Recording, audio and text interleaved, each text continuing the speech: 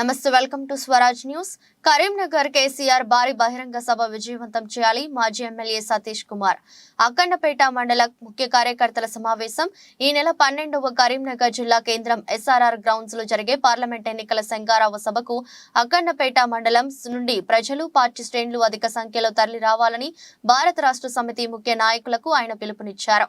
అనంతరం ఓ shop opening కార్యక్రమంలో మాజీ ఎమ్మెల్యే సతీష్ కుమార్ పాల్గొన్నారు.